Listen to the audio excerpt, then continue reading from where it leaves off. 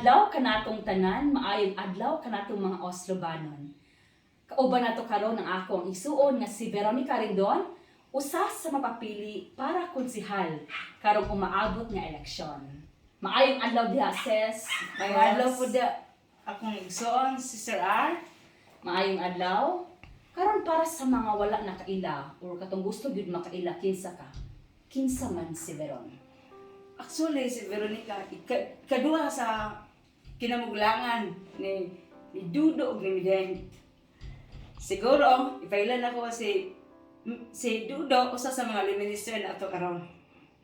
Ako nga ikaduhang anak ni Bideng Dudo nga nitimbayayong sa itong igsoon nga kita walo man ta managsuon.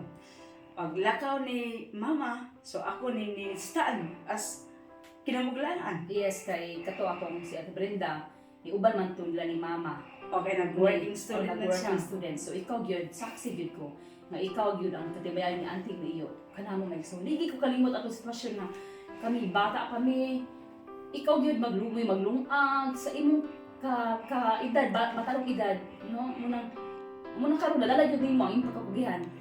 Mo gina na Munang ikaw karon nato karon ingon ang mga tawo nga bisag sa atong lugar nga sayo kay kadulong. sakto gid na siya kay bisag mabata ang magulang na yun. Alulan yun. Maduulan dyan. Mo ba to ang imong kaagi sa kinabuhi? Mo ba na usa sa nakapaluso nimo nga mosulod aning politika?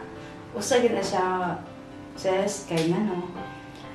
During sa panahon nga nisulod ka sa dili lang sa DSWD niya agi po NSO mo na gitawag SA. Nahimo ko yung meriton.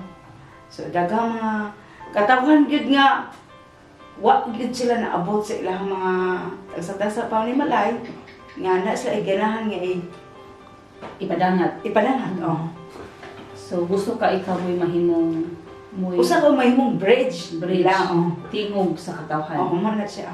Oh. Gusto gyud ka daghang matabangan.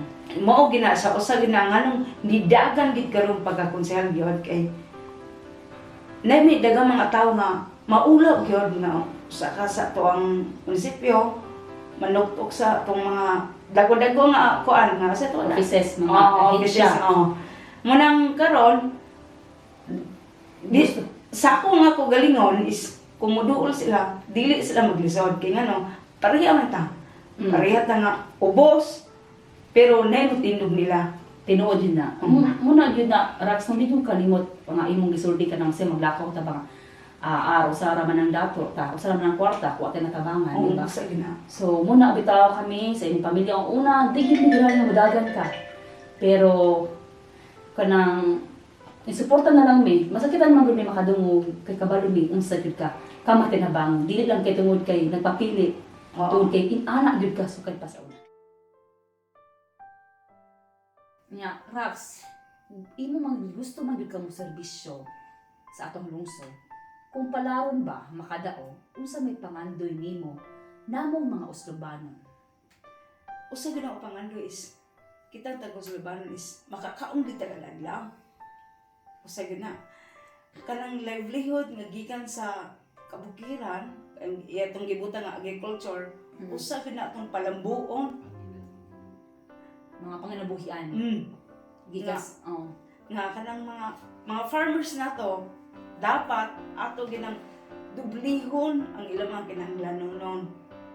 Maliban sa mga farmers, unsa pa man nga ato natabangan. Usa gina ato mga fisherman. Fisherman. Oh, kay kita diri sa Oslo, mananagat ra man kita og mga mag-uuma, mo'y Kasagaran. Kasagaran. Kasagaran na mo'y Oh, ni suporta.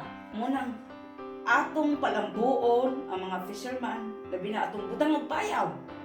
We put another payaw para we have more shelters sa itong mga dagantang mga payaw para atong mga isda daghang makuhaan og isda kay the more payaw the more isda. So, the more funds para aning mga sektor So sa mga livelihood. mao gid na siya para kitang taga-Oslobanon di kita maguluhan. Okay. Aside anang ato ang pondo or tabang assistance ato mga mananagat, ato ang mga manguma, unsa pa maimong mga laing pangandoy cons? Ato education. mo gina siya, sa gina siya. Ang edukasyon, mao ginay maka kung sige tawag na Makapalambo. lambo, okay. Ang edukasyon, di na makawat, di mo. Di gina makawat di mo sa uban kung na kay nahuman. Pares to maigsoon. Nahimong maestro, kasagaran ako igsoon. Nato ba so? Nato maigsoon. Nag-working man sila. So, ang edukasyon, usa gid na sa mupaagwat yun nga makapalambo yun. Makapalambo sa lasag sa kapamilya. Dili man ingon nga mopadato, pero At least, mahayahay mayahay, ang kinabuhi. Mo gid na siya, tutukan na tong edukasyon. Tutukan ang edukasyon. So karon usa na siya sa ato ang gusto nimong iduso. Usa gid na. Para kita taga-Uslubanon, mayahay ta kung nana ta sa edukasyon, so dili lisod nga magpayahay ta sa Uslubanon taga-Uslubanon. ang trabaho.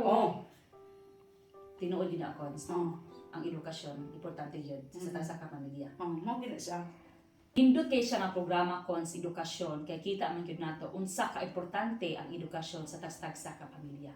Karon unsa pa ang agyaman para makabot nimo? So, pwede ta modol sa peso. Kay kasagaran sa Usluban is without knowing man unsa ang peso. So, ang peso dai usa po dai nga naay mga scholarship nga gihatag. Kanang nag-offer sila og mga scholarship. Yes, that's pero napagitilain. Chad, daghan na ang siguro kung nakahibalo tong uban nga ang CHED daghan na pahuman pero sa tagigagaw dahil mo sa rog engineer usa ka sa nag-graduate sa CHED. So dapat makahibalo ang Uslubanon nga usa gyud di ang CHED nga mohatag og scholarship para sa edukasyon. So naatay mga peso, CHED, or unsa pa man nga pamaagi. Namay daghan.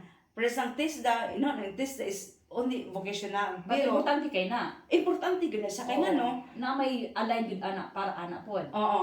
Bisag vocational na siya pero dakong tabang gyud na ang Tinuod. ang TESDA kay usa na siya nga if ganang ta mo abroad, if nakaagi og TESDA, so possible good Naida kong tsansa. naida kong tsansa nga maka-abroad gyud ka. Oo. So if naka-training ka TESDA for ibutan na to na may mga units na siya for how many months, so kung nakakuha ka sa TESDA, so possible tabangan ka sa atong gobernador diri sa Uslob, tabangan gid mo duso ko para mo tabang nga maka-abroad go abroad gid ta. Kung ikaw makalingkod cons, unsa ka ang Uslob? So ang Uslob mulambo gyud kay ang usa parte sa edukasyon. So nagisgot naman tanong nga ay mga CHED, na piso. So usa na gid na magiyahan na to sila. Matagaan access. Usa gid na. Dili man tanan pero usa na sa tong paningkamutan nga matagaan na to. Matagaan, maluso gyud. Maluso. Kay nakabalo naman mi kinsa si Veron karon. Nganong si Veron? Nganong si Veron ni dalagan pagkakonsehal. Tungod kay si Veron na ay kasing-kasing mubati sa taga-Uslubanon gyud. The heart for Uslubanon. Ako sa akong pag-igsoon, ni agi kong pagkamama, ni agi pagkapapa, ni agi pagkamagulang gyud. Kita managsuon nakahuman man gyud ta. Mostly sa atong igsoon na human gyud og eskwela, no. Munang akong i-share dili lang sa atong pamilya ko, dili para sa taga-Uslubanon. Mas kami kayo ni Mixoda ko pasalamat nimo. Kay sayo kay kang mata sa una para gyud lamang makasistinto ko damo mga igsoon. Karon ay hopefully nga imo nang mapadakat.